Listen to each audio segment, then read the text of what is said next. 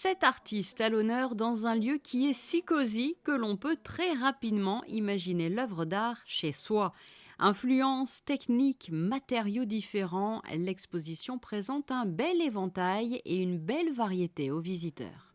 Je vais vous présenter Éric Deville, qui est un photographe belge, qui lui travaille différemment des autres photographes, c'est-à-dire qu'il ne cherche pas le lieu, la lumière, l'atmosphère. Lui, il cherche une idée qu'il va mettre en scène avec sa technique à lui.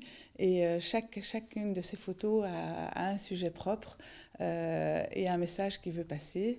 Et par exemple, sa photo la plus connue est Babel. Donc il est parti parce qu'il était très influencé par le peintre Bruegel et cette atmosphère flamande. Et il a recomposé cette photo avec une multitude de maisons bruxelloises. C'est un travail vraiment de bénédictin qu'il a fait. Là, qui est présentée à la galerie, c'est une Babel parisienne avec des immeubles haussmanniens. Et son idée, c'était vraiment au premier abord, on voit une tour de Babel, et puis on arrive et on passe des heures à regarder les moindres détails. Il a fait la même chose avec ses autres œuvres, comme les Nymphéas, qui se trouvent là derrière vous. Peinture, photographie, donc à l'image aussi de celle signée Guillaume Barclay, bien connu en principauté, réalisée en Belgique et sur la route de Saint-Tropez. Puis grâce au travail de Patrick Moquet, découvrez des livres autrement, sous un aspect beaucoup plus artistique. Autre découverte, les photographies d'Alphonse Halt. Il est aussi question de design, comme en témoigne cette table. Il s'agit de Roland Mélan, qui est un artiste que j'apprécie énormément. Il a une technique formidable, je l'ai rencontré, il est designer à Marseille. Et en fait, il crée ses objets, ses meubles, ses contenants.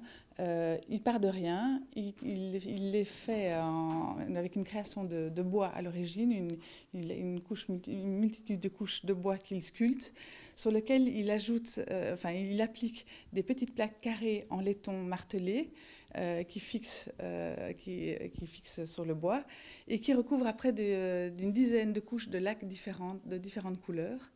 Et après, avec une ponceuse, il unifie vraiment le meuble ou l'objet qu'il crée. Et ça donne vraiment un effet de marbrage qui ressemble presque aux bonbons qu'on avait quand on était petit et qui changeaient de couleur. C'est vraiment un travail incroyable. Et son idée, c'est aussi de faire des tables qui sont twistées, des armoires qui sont... Il joue avec beaucoup de poésie avec l'équilibre des objets. Et les sculptures sont aussi très bien représentées au sein de la galerie. Rémi Pech est un artiste qui me plaisait vraiment de vous présenter, de présenter à Monaco lors de cette exposition, parce qu'en fait, Rémi Pech habite Saint-Paul-de-Vence. Il s'est mis à faire de l'art sur le tard. Il était très proche d'Armand, de César, de tous ces artistes de l'école niçoise. Et là, il travaille le bronze, entre autres dans toute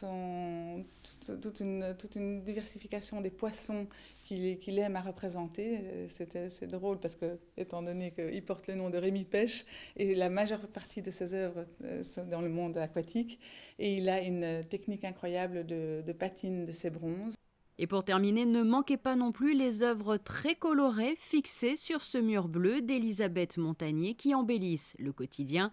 L'exposition dans son ensemble est à découvrir jusqu'au mois de février, rue du Millau, chez Déco & Beyond.